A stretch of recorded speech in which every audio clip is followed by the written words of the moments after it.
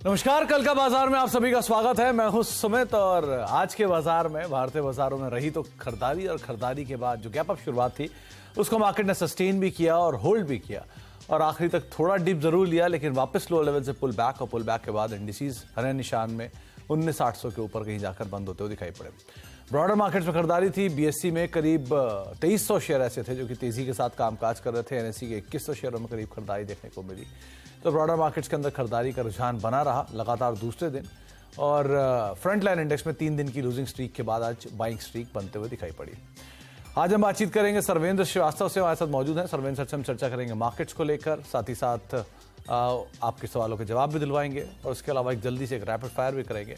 लेकिन अगर आपका भी कोई सवाल है तो 7045220000 ये हमारा व्हाट्सएप नंबर है जिस पे आप सवाल पूछ सकते हैं और सीधे सर्वेंद्र सर से मुखातिब हो सकते हैं। 2 नंबर जो कि बाजार बंद होने के बाद आए, उसमें एक तो है एफआईआई और डीआई का नंबर, जहां पर एफआईआई की तरफ से जो बिकवाली का ट्रेंड है वो आज बड़े दिनों बाद खरीदारी के ट्रेंड में कन्वर्ट हुआ। हालांकि खरीदारी छोटी सी है, 263 करोड़ रुपए के आसपास की, और डीआई की तरफ से भी 112 करोड़ रुपए के आसपास की खरीदारी का ट्रेंड देखने को मिला। दूसरा नंबर आया बजाज फाइनेंस का, और बजाज फाइनेंस के जो नतीजे आए हैं और नतीजों के लिहाज से देखा जाए तो बहुत कोई फायरवर्क नहीं है, लेकिन हाँ मिला जुला साइड पर नंबर और मिला जुला टू पॉजिटिव साइड पर नंबर। मुनाफा 3550 करोड़ स्लाइटली अनुमान से बेटर है। क्यू ऑन क्यू बेसिस पर ये नंबर ज़्यादा बेटर आपको दिखाई पड़ेगा। वाई वाई बेसिस पे एनआई का नंबर ये आपकी स्क्रीन पर है, करीब 7200 करोड़ रुपए के आसपास का नंबर है, ये भी स्लाइटली अनुमान से बेटर है। ग्रॉस एनपीए थोड़े से बड़े हैं, नेट एनपीए थोड़े से बड़े हैं, ये ज़रूर कंसर्निंग है, लेकिन अनुमान वाला आकर चला ही जा रहा था। नेट एनपीए बिल्कुल फ्लैट है, ग्रॉस एनपीए स्लाइटली बड़े हैं, तो NPA flat. AUM 2.9 lakh crore रुपए के आसपास के एयूएम की बातचीत है। तो ये नंबर्स मोरलेस इन लाइन या फिर in line to positive side पर आप इसे काउंट करके चल सकते हैं। अब इन आंकड़ों के पीछे बातचीत कर लेते हैं हम सर्वेंद्र सर से। सर्वेंद्र सर नमस्कार, स्वागत है आपका कार्यक्रम में। पहले तो मार्केट्स पे आपका टेक 19,800 के ऊपर क्लोजिंग दी है और आज खरीदारी का रुझान जरूर बना हुआ था। कैसे रीड कर रहे हो आप मार्केट्स को? 1, दूसरा बजाज फाइनेंस के नंबर्स के बाद क्या करा जाए बजाज फाइनेंस में? बहुत बहुत नमस्कार सुमित जी। देखिए, रुझान तो मोटा मोटी वही बना है जो गए हफ्ते से बना है कि भाई अब 19,850 19,900 के आसपास, उन दायरों के आसपास काफी सेलिंग और प्रेशर्स रहेंगे। 19,950 20,000 के ऊपर बहुत ज्यादा जाके बाजार टिकेगा ऐसा मुझे फिलहाल नहीं प्रतीत होता है। और ब्रॉडली जो रेंज बनी है 19,350 से लेके मोटा मोटी समझ लीजिए 19,850 तक, एक 500 पॉइंट की मोटा मोटी एक रेंज रहेगी। बट रुझान और रेंज के अपर एंड से यही है कि अगर वहां से अगर बेचा जाए तो एक बार नीचे में कमाने के मौके मिलेंगे, ऐसा ये मानना है। और जो डीप वीकनेस या जो बड़ी गिरावटें या बड़ी वीकनेस है वो आएंगी, वो आई थिंक जो सारे लेवल्स हैं 19,200 के आसपास हैं। तो आई थिंक उन दायरों को तो फिलहाल होल्ड किया था, तो देखते हैं कि इस बार क्या होता है। बट फिलहाल मुझे लगता है कि इस रेंज से निफ्टी नीचे की तरफ फिसल जाएगा। बहुत ज्यादा, जैसे मैंने बोला, 19,950 20,000 के ऊपर नहीं जा पाएगा। तो अपने अपने रिस्क रिवॉर्ड्स के हिसाब से आई थिंक जैसे ऊपर की रेंजेस में मिले, आई थिंक एग्रेसिव ट्रेडर्स के लिए बेच के काम करने की राय रहेगी मेरी तरफ से। और जो थोड़े से कंजर्वेटिव है वो मुनाफा थोड़ा बांधते रहे, ऊपर में नीचे की लगी जो उनकी पोजीशंस रहेंगी बाय पे, उन पे थोड़ा सा मुनाफा बांधते रहे। और बजाज फाइनेंस को लेकर सर्वेंद्र सर क्या रुख रखते हो आप? देखिए, मेरे हिसाब से यहाँ पे भी थॉट यही है कि देखिए बाजार के साथ अब तो काफी बाजार के साथ चला हुआ स्टॉक है, और थॉट यही है कि भाई थोड़ा सा यहाँ पे कॉशियस, और थोड़ा ये है कि भाई अगर पैसे मुनाफा बन रहा है तो थोड़ा बांधना चाहिए, ऐसी मेरी राय है। क्लियर कट अभी सेल्स नहीं है, आज रिजल्ट था तो अभी देख लेते हैं, 1-2 दिन में सेटल होएगा। तो आई थिंक यहाँ पे भी रिस्क रिवॉर्ड धीमे धीमे बहुत ज्यादा बाय साइड के नहीं बचे हैं, तो थोड़ा मुनाफा बांधने की राय रहेगी यहाँ। ओके, तो थोड़ा थोड़ा मुनाफा यहाँ पर भी आप वसूल करके चल सकते हैं। अब दर्शकों से बातचीत कर लेते हैं और हमारे पहले दर्शक मुंबई से अनिल कपूर साहब मौजूद हैं। कपूर साहब नमस्कार। नमस्कार जी। कपूर साहब, बॉलीवुड के कुछ फैन हैं आप? बढ़िया नाम आपका, मुझे लगा मुंबई से अनिल कपूर साहब का लगता है इसके लिए मेरा ये लिया प्रश्न लिया आप लोग ने। नहीं, सबसे पहला कॉलर बॉम्बे से, वो भी अनिल कपूर साहब, तो चौकिंग तो हुई, लेकिन बढ़िया। हाँ जी। तो कपूर साहब, कहाँ पर निवेश है आपका? मेरा आईसीआईसीआई बैंक में 400 शेयर लिया है मैंने, अभी ये 3 महीने में शुरू किया हूँ। ओके। तो 400 शेयर 964 के रेट से लिया हूँ। 1 साल का मेरा मतलब 3 शेयर है, तीनों भी मेरे 1 साल का नजरिया है। ओके। एक आईटीसी है 100 शेयर 452, और टाटा पावर 100 शेयर 264। ये तीनों आपने हाल फिलहाल में खरीदारी की है, राइट? हाँ, ये अभी 2-3 महीने के अंदर ही, मतलब अभी भी शुरू किया हूँ मैं। ओके, और अब आप नजरिया लंबी अवधि का रखते हैं, 1 साल हाँ, एटलीस्ट? मैं नजरिया मेरा 1 साल का है। Okay okay. Sarvendra, ICICI bank 964 के दाम पे खरीदारी, आईटीसी भी 454 के दाम के आसपास खरीदारी, तो मोरलेस सब कुछ खरीदारी का इर्द गिर्द ही है, लेकिन नजरिया इनका लंबी अवधि का। शुरुआत इन्होंने हाल में ही की है, क्या करना चाहिए ना? देखिए, शुरुआत हाल में की है तो मैं इनको हमेशा कहता हूं कि भैया अगर आपने शुरुआत सही की है तो आप उस तरफ बने रहिए। थोड़े चैलेंजेस, थोड़े रिस्क यहाँ रहेंगे। आई थिंक आईसीआईसीआई बैंक के केस में अगर आप देखें तो लास्ट 2-3 महीनों में 1000 का जो उसका साइकोलॉजिकल मार्क है उसके ऊपर बहुत ज्यादा जा नहीं पा रहा है। थॉट यही है बैंक निफ्टी को देखते हुए कि जिस तरह से बैंक निफ्टी को अंडर परफॉर्म कर रहा है लास्ट 12-18 महीने से, हमारे प्रोप्राइटरी इंडिकेटर्स ये बताते हैं कि भाई जब जब इस तरह के प्रीवियसली जब इस तरह के सिनेरियोज बने हैं लास्ट कुछ सालों में, तो यूजुअली बाजार में एक गिरावट आ जाती है। तो उस हिसाब से आई थिंक थोड़ा इनको रिस्क रहेगा, बट क्योंकि इन्होंने नई नई शुरुआत की है, धीमे धीमे एसआईपी करना है, तो आई थिंक बने रहें, धीमे धीमे एसआईपी करते रहें। लॉन्ग रन के लिए ये बाजार में प्रवेश कर रहे हैं, तो आई थिंक मैं इनका मोरल नहीं तोड़ूंगा और अच्छा काम कर रहे हैं, बने रहें। आईसीआईसीआई बैंक में भी, आईटीसी में भी, आई थिंक दोनों में बने रहें। जी, तो बने रहने की राय आपको दी गई है आईटीसी के संदर्भ में भी और साथ साथ आईसीआईसीआई बैंक के संदर्भ में भी। अब धीराज शर्मा हमारे साथ मौजूद हैं चंडीगढ़ से बातचीत करने के लिए। शर्मा साहब नमस्कार। शर्मा साहब सुन पा रहे हो आप?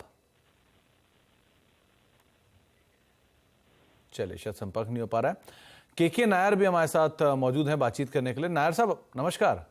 हाँ, नमस्कार। नमस्कार नायर साहब, क्या सवाल है आपका? मेरे पास 150 शेयर्स है यूपीएल का। ओके। मेरा एवरेज प्राइस है 701।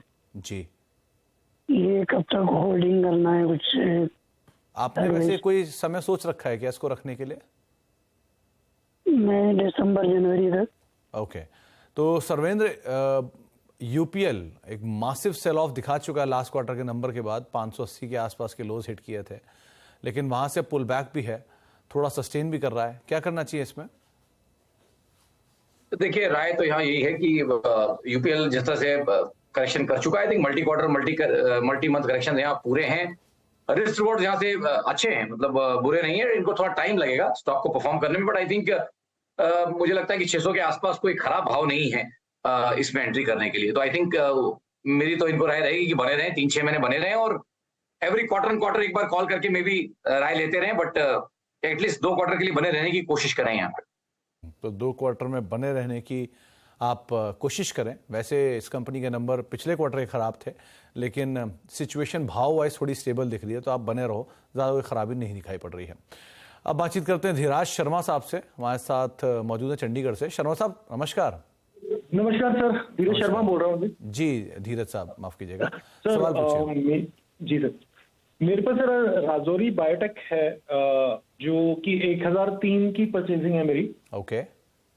और ये मैंने ट्रेडिंग के हाफ पे लिया था, तो इसमें मैं फंस गया हूँ, मतलब 1 साल से ऊपर हो गया है मुझे। तो शर्मा साहब, जब ट्रेडिंग के लिए लिया था तो कोई स्टॉप लॉस भी यूज किया होगा? स्टॉप लॉस सर यूज नहीं किया, वही मेरी गलती हुई।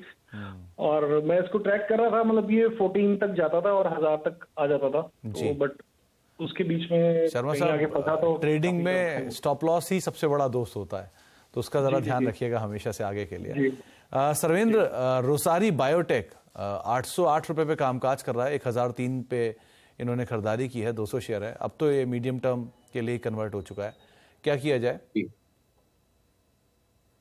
देखिए, डेटा इसमें कम है, और जहां से टॉप बना आई थिंक 21-22 वाला, 20-21 वाला, वहां से जो गिरा है आई थिंक काफी बड़ा करेक्शन एक दे दिया। 1600 वाली चीज मोटा मोटी आई थिंक 600 के नीचे जाके आया है। तो आई थिंक वर्स्ट तो प्राइसिंग है in the medium short term, अगर मुझे अभी पूछा जाए। और मेरी कंडीशन ये रहेगी कि भाई अब स्टॉक को अपना 750 का लेवल तोड़ना नहीं चाहिए। सो लेट्स से कि 735 पे आप एक स्टॉप लॉस रखेंगे यहाँ पे, और 735 के नीचे जब तक बंद नहीं आ रहा है तब तक मेरे हिसाब से एक मीडियम टर्म वीकनेस कंप्लीट हो गई। एक बॉटम के बाद एक अच्छा मूव यहाँ आने की कोशिश कर रही है। एक साइडवेज कंसोलिडेशन पैटर्न बन रहा है, जहां पे मुझे लगता है कि 790-800 के आसपास सपोर्ट्स अच्छे हैं, आइडली वॉयलेट नहीं होने चाहिए। नेक्स्ट ब्रेकआउट में आई थिंक मुझे लगता है कि यहाँ पे थोड़े अच्छे टारगेट्स इनको ऊपर में आते हुए दिखेंगे, तो 1150-1200 एक्सपेक्ट कर सकते हैं। 3 से 6 महीने का टाइम लगेगा। जी, 3 से 6 महीने का टाइम लगेगा, और अभी तो आप बने रहो, लेकिन आगे से शर्मा साहब जरूर स्टॉप लॉस का आप इस्तेमाल करना। राहुल जी हमारे साथ मौजूद हैं अकोला से बातचीत करने के लिए। राहुल जी नमस्कार, सवाल पूछिए। सर नमस्कार। नमस्कार राहुल। सर मेरे पास RVNL के 500 शेयर है, एवरेज प्राइस 129, तो लॉन्ग टर्म के हिसाब से लिए थे जी। अभी होल्ड करे या कुछ उसमें कुछ गिरने की संभावना है, एवरेज करे कैसा क्या करे, ये पूछना था सर आपको। तो सर्वेंद्र, RVNL 500 शेयर हैं 129 रुपए के दाम पर, 170 का मौजूदा स्तर है, करीब 36-37 रुपए पर शेयर का इन्हें मुनाफा हो रहा है। ये और एवरेज करें 1 या थोड़ा प्रॉफिट बुक कर लें 2? देखिए एवरेज तो मैं इनको यहाँ भी नहीं करने बोलूंगा, थोड़ा ओवरबॉट है स्टॉक, मे बी करेक्शंस में सोच सकते हैं। और अगर इनके पास पेशेंस है और 9-12 महीने प्लस के हिसाब से अगर इस ट्रेड में खड़े हैं, तो हमेशा बोलता हूँ कि मुनाफे में थोड़ा रिस्क लीजिए और ट्रेलिंग स्टॉप लॉस का इस्तेमाल कीजिए। मुझे लगता है कि जब तक 140-45 के ऊपर बना हुआ है तब तक स्टॉक में दम है और ऊपर के और स्तर भी आ सकते हैं। मे बी थोड़ा साइडवेज कंसोलिडेशन में गया है तो ब्रेकआउट में टाइम लग रहे हैं, बट आई थिंक 140 के नीचे 138-40 का अगर एक स्टॉप लॉस रखें, कॉस्ट के इनके शायद थोड़ा सा ऊपर रहेगा वो, या कॉस्ट के आसपास ही रहेगा, आई थिंक वहां पे एक स्टॉप लॉस लगा के आई थिंक इनको ट्रेड में नेक्स्ट 3 से 6 महीने के लिए बने रहना चाहिए। जी, तो फिलहाल तो आप बने रहें, ये आपको एक राय दी गई है RVNL के संदर्भ में, बट अपने स्टॉप लॉसेस को ट्रेल करिएगा और तेजी को इजीली इसमें कैप्चर करने की कोशिश करिएगा। अब उत्तर प्रदेश चलते हैं, हमारे साथ कृष्ण जी वहां पे मौजूद हैं। कृष्णा जी नमस्कार। नमस्कार सर। नमस्कार। नमस्कार कृष्णा जी, क्या सवाल है आपका? सर एक सुप्रिया लाइफ साइंसेज है, 115 शेयर हैं 282 रुपए पर। ओके। और दूसरा शेयर जो है वो इज माई ट्रिप है, 1400 शेयर मेरे पास है sir, 44 rupees per. Sir long term view है। और एक शेयर सर है जिसमें राय जानना चाहता हूँ, टारफंस, उसमें किस लेवल पे एंट्री करनी चाहिए? चलिए मैं कोशिश करता हूँ पहले तो ये दोनों पे बात करने की। सर्वेंद्र, सुप्रिया लाइफ साइंसेज और इजी माई ट्रिप दोनों बहुत पुरानी लिस्टिंग तो नहीं है, लेकिन दोनों पे आप टिप्पणी करना चाहोगे। 282 के दाम पर सुप्रिया है और करीब 44 रुपए के दाम पे इजी माई ट्रिप है, इन दोनों में क्या करें? देखिए डेटा का अभाव तो दोनों में ही है, बट सुप्रिया के केस में कोई बहुत ज्यादा पैटर्न्स मुझे नहीं दिख रहे हैं, तो मेरे पास आज इसमें क्लियर व्यू नहीं, तो मैं सुप्रिया का क्वेश्चन पास करना चाहूंगा। सुप्रिया वाला इज माई ट्रिप में जहां सेटअप थोड़े बेटर हैं, डेटा यहाँ पे भी कम है बट सेटअप बेटर है, क्योंकि एक बढ़िया एक साइडवेज कंसोलिडेशन अगर आप देखें तो लास्ट 3 क्वार्टर्स का कंप्लीट हो चुका है। अब लग रहा है कि कहीं चाल ऊपर की तरफ आएगी, जो ग्रीन शूट्स हम बोलते हैं वो कहीं यहाँ पे बन रहे हैं, तो आई थिंक 37 रुपीज के स्टॉप लॉस से मेरे हिसाब से इज माई ट्रिप में इनको बने रहना चाहिए। तो दोनों को लेकर राय दी गई है, आप अकॉर्डिंगली यहाँ पर फॉलो कर सकते हो। अब देवल जी से बातचीत करते हैं, सूरत से हमारे साथ मौजूद हैं। देवल जी नमस्कार, क्या सवाल आपका पूछिए? नमस्कार जी। मेरे पास MOIL के है 149.75 एवरेज प्राइस है। ओके, और कितने समय के लिए आप इसमें बने रहोगे? हाँ? कितने टाइम के लिए आप बने रहोगे इसमें? होल्ड करते हैं, होल्ड करना चाहिए कि वही मैं पूछ रही हूँ। और दूसरा है मेरे पास PNB 2000 से है 37.11 के पाव से। ओके, तो सर्वेंद्र जी हाँ। PSU की पूरी तेजी है वो बढ़िया से इनकैश हो रही है। MOIL की 150 रुपए के दाम पर खरीदारी किए हुए शेयर हैं 273, और PNB के 37 रुपए के दाम पर खरीदे हुए शेयर हैं 2000। क्या करना चाहिए? दोनों बढ़िया मुनाफा है। देखिए दोनों में पहले मैं मॉयल लेता हूं। मॉयल का जो लास्ट एक तकरीबन 14-15 साल का डेटा है, उसमें आप देखिए इसकी एक जो ब्रॉड रेंज रही, मतलब 100 से लेके 180-280 तक की एक रेंज रही, 280 के ऊपर अभी तक गया नहीं है। लास्ट 15-1 साल हो गए, और ये स्टॉक वो था जो मिड कैप टॉप में 16-17 वाले मिड कैप टॉप में 17 वाले टॉप में ही 17-18 वाले टॉप में टॉप आउट हो गया था। तो आई थिंक काफी समय के बाद उस एरियाज में आ रहा है। आई थिंक प्रेशर मुझे यहाँ पे दिख रहा है कि इसमें आ रहा है, थोड़ी सेलिंग यहाँ मुझे लग रहा है कि थोड़ी सी सेलिंग है, तो इसको थोड़ा ऑब्जर्व कर ले। But in the mean time I think aggressively trail करके स्टॉप लॉस यहाँ रखना इनको चाहिए, और वो स्टॉप लॉस मुझे लगता है जो पिछला स्विंग का जो उसने ब्रेकआउट किया है अराउंड 250 के आसपास, वहां पे इनका ट्रेलिंग स्टॉप लॉस मॉइल में होना चाहिए। सो 248-40 का एक trailing only stop loss closing basis पे मॉइल में लगाएं और ट्रेड में बने रहें। अगर ये 10-15 दिन में ब्रेकआउट नहीं कर पा रहा 285-290 का, तो मेरे हिसाब से आधा मुनाफा यहाँ पे बांध ले। आधे शेयर्स मोटा मोटी इनके अप्रोक्सीमेटली इनके आधे शेयर्स यहाँ पे फ्री हो जाएंगे। PNB के लिए भी मेरे पास सेम ही राय रहेगी। PNB में इनफैक्ट आई थिंक थोड़ा लेट इन्होंने सवाल पूछा है। आई थिंक बैंक निफ्टी के साथ थोड़ा इसमें प्रेशर तो आ गया है, बट अभी भी I think better late than never. यहाँ पे मैं कहूंगा इनको मेरे हिसाब से आधा मुनाफा इनको बांधना चाहिए और आधे पे खड़े रहें फिर। तो बेटर ये है कि आप आधा प्रॉफिट तो एटलीस्ट बुक कर लें, कैपिटल प्रोटेक्ट करें, और बाकी जो आपके पास शेयर बचेंगे उसको आप चाहें तो होल्ड भी कर सकते हैं। अब आगरा चलते हैं, दिशा जैन हमारे साथ मौजूद है वहां बातचीत करने के लिए। दिशा मैम नमस्कार, सवाल पूछिए। नमस्ते sir, good evening. Good evening ma'am. Sir, I have 5000 GSFC shares, other rate 175। Okay, और मैम इतनी बढ़िया क्वांटिटी आपने कोई खास ट्रिगर से खरीदी थी, ऐसे ही आउटराइटली? सर आउटराइटली ऐसे किसी ट्रिगर से तो नहीं सर, 6 to 12 मंथ्स हम होल्ड कर सकते हैं। चलिए, तो सर्वेंद्र, GSFC में इनकी पोजीशन है 175 रुपए के दाम पर, करीब 5000 शेयर है, 32 रुपए 33 रुपए पर शेयर का प्रॉफिट है, 6 से 8 महीने होल्ड कर सकती हैं, क्या करना चाहिए? देखिए, राय इनके लिए भी यही रहेगी कि अभी ताजा बढ़िया ब्रेकआउट्स हुए हैं। गए साल का भी हाई इसने निकाल लिया है अराउंड 198 वाला, और उसके ऊपर अब टिक भी रहा है लास्ट 3-4 सेशन से। आई थिंक अच्छे से उसके ऊपर टिकने की कोशिश कर रहा है। और जो गए क्वार्टर में जो टॉप था, सितंबर का जो टॉप था, वो भी इसने डिसाइसिवली क्रॉस किया है। तो आई थिंक यहाँ इनको बने रहना चाहिए, कॉस्ट के आसपास या उससे एक थोड़ा ऊपर स्टॉप लॉस बना के रखें ट्रेलिंग, और आई थिंक ट्रेड में बने रहें। जी, तो बने रहने के लिए आपको राय दी गई है दिशा मैम, और बस एक ही चीज़ ध्यान रखिएगा कि कभी भी तेज़ी अच्छी मिले तो आप थोड़ा थोड़ा कैपिटल प्रोटेक्ट करती रहिएगा गोइंग फॉरवर्ड। अभी तो ठीक है, लेकिन जैसे जैसे आपको मुनाफा बढ़ता जाए वैसे वैसे कैपिटल प्रोटेक्ट करिएगा अपनी, क्योंकि बड़ी क्वांटिटी है, और बाकी रिमेनिंग शेयर्स के साथ आप बने भी रह सकते हैं। एक ब्रेक का वक्त है, ब्रेक के बाद लौटेंगे और एक रैपिड फायर ज़्यादा से ज़्यादा सवाल लेंगे सर्वेंस से, छोटे से ब्रेक के उस पार। कल का बाजार, और हम बातचीत कर रहे हैं सर्वेंस सर से, हमारे साथ मौजूद भी हैं, और उनसे अब हम बातचीत करेंगे ज़्यादा से ज़्यादा डिजिटल मीडिया यानी सोशल मीडिया पर आए हुए सवालों को लेकर। तो सर्वेंस सर, पहला सवाल विकास जी का आया है, इनके पास 500 शेयर है पावर ग्रिड के 193 रुपए के दाम पर, क्या करना चाहिए इन्हें? देखिए, आई थिंक इनको ट्रेड में बने रहना चाहिए। यहाँ पे भी थॉट यही है कि ये सब स्टॉक काफी बड़ी रेंजेस में से निकलने की कोशिश कर रहे हैं। इसने भी लास्ट कुछ महीनों में एक अच्छा कंसोलिडेशन पैटर्न किया 180 के आसपास, और उसका ब्रेकआउट हो गया है। तो आई थिंक जब ताजा ब्रेकआउट है तो ट्रेड में बने रहना चाहिए, और इसको 1 से 3 महीने और देने चाहिए। जी, राजेश कोठारी सर का एक सवाल आया है, इनके पास गोदरेज प्रॉपर्टीज के 55 शेयर हैं 1424 रुपए के दाम पर, लॉन्ग टर्म का व्यू पूछ रहे हैं, क्या करें? देखिए, लॉन्ग टर्म के हिसाब से है तो आई थिंक बिल्कुल ट्रेड में बने रहना चाहिए इनको यहाँ पे, और 12 महीने प्लस के होराइजन से हैं तो बने रहे। आई थिंक ऊपर में 2150-2200 के भी टारगेट्स यहाँ पे पॉसिबली आने चाहिए 12-18 महीने। ओके, अनुपम सिंह साहब का सवाल है, इनके पास सागर सीमेंट के शेयर हैं 225 शेयर, करीब 1000 शेयर 225 रुपए के दाम पर, ये बने रहें या निकल जाएं, ये सवाल है इनका। देखिए, यहाँ तो मुझे सीमेंट में लगता है कि इस पे अभी आई थिंक थोड़े चैलेंजेस, थोड़े प्रेशर्स बने रहेंगे। सागर सीमेंट के केस में मुझे नहीं लगता कि बहुत ज्यादा 300 के पार जाके ये टिक पाएगा। तो आई थिंक कुछ हालों में निकलने की राय है यहाँ पे, टुवर्ड्स 300, 280-300 अगर आए तो आई थिंक थोड़ा मुनाफा बांधे यहाँ पे। शिवांगी मेहरोत्रा का एक सवाल आया है, इनके पास मिर्जा इंटरनेशनल के शेयर हैं 45 शेयर, करीब 1000 शेयर करीब 45 रुपए के दाम पर, क्या करें? देखिए, इनको आई थिंक काफी अच्छा पैसा बन रहा होगा यहाँ पे, ठीक ठाक पैसा बन रहा है। आई थिंक मेरे हिसाब से या तो कॉस्ट के आसपास स्टॉप लॉस लगा लें, या मेरा मानना है कि टुवर्ड्स 60-62 अगर आता है तो आई थिंक उस तरफ इसमें मुनाफा बांधने की भी कोशिश करें। In the mean time cost के आसपास एक स्टॉप लॉस जरूर लगा के रखें।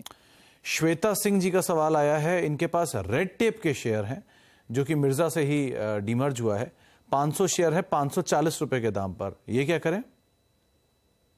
देखिए सुमित जी, यहाँ तो डेटा बहुत ज्यादा कम है, तो आई थिंक कोई बहुत ज्यादा यहाँ पे राय नहीं निकल पाएगी। बट आई थिंक सपोर्ट्स बता दूं, 500-520 के आसपास अच्छे सपोर्ट्स हैं। जब तक टिका हुआ है उसके ऊपर तब तक रुझान पॉजिटिव है। कविता जी ने इनको सवाल पूछा है, इनके पास GIC RE और मोरपन लैब के शेयर हैं, क्या करें इन दोनों में लंबी अवधि के लिए? देखिए, GIC RE में मेरे हिसाब से तो फिलहाल बने रहें, कहीं इसमें एक स्टॉप लॉस रखें 204 के आसपास और ट्रेड में बने रहें। और जहां तक रही मोरपन लैब्स की बात, बहुत ज्यादा इस पे मैंने नजर नहीं डाली है, बट मैं ऑफ द हुक जो निकल के मुझे दिख रहा है उस हिसाब से बता पाता हूँ। आई थिंक यहाँ पे भी 32 रुपए के स्टॉप लॉस से ट्रेड में बने रहना चाहिए, और ऊपर में 42-43 के रेंजेस के आसपास अगर आए तो थोड़ा मुनाफा बांधने की भी कोशिश करें। ओके, एक सवाल पूछा गया है प्रजापति साहब की तरफ से, मदरसन 93 के दाम पर खरीदारी की है, क्या करना चाहिए इन्हें इसमें? देखिए यहाँ पे तो मुझे लग रहा है कि ओवरऑल तो एक बाउंस का सिनेरियो ही डेवलप है, और बहुत जब तक 100-102 के ऊपर जाके क्लियरली टिकता नहीं है तब तक बहुत ज्यादा नया करंट नहीं आएगा। तो मे बी 15 डेज और स्कोर देख लें, और अगर 15 दिन में इसमें फ्रैक्शन मूवमेंट नहीं आता 100-102 के ऊपर, तो मेरे हिसाब से तो एक बार एग्जिट कर लें तो ज्यादा अच्छा रहेगा। संदीप जैन साहब का भी एक सवाल आया है। इन्होंने जियो फाइनेंशियल के 240 रुपए के दाम पर शेयर खरीद रखे हैं। कल नंबर भी आए थे, आज फ्लैट टू पॉजिटिव बंद हुआ, क्या करें? देखिए डेटा तो मुझे जी आप बहुत ही कम है, तो उसको तो पास करना पड़ेगा। टेक्निकली इस पे राय देना मुश्किल है। चलिए, बहुत बहुत शुक्रिया सरवेन जी हमारे साथ मौजूद रहने के लिए और बातचीत करने के लिए सभी शेयरों को लेकर और बाजार पर अपनी राय रणनीति रखने के लिए। कोई डिस्क्लोजर आपकी तरफ से? देखिए हम लोग पूरी कोशिश करते हैं, यहाँ पे ब्रॉड ओपिनियंस देते हैं, बट कुछ भी करने से पहले आई थिंक सबको अपने निजी सलाहकार से बात करना जरूरी है। चलिए, बहुत बहुत शुक्रिया सरवेन जी हमारे साथ मौजूद रहने के लिए और बाजार पर हमसे बातचीत करने के लिए। तो फिलहाल अब कल का बाजार को ही समेटेंगे। एक ब्रेक का वक्त है और ब्रेक के उस पार भी खबरों का सिलसिला लगातार बना रहेगा।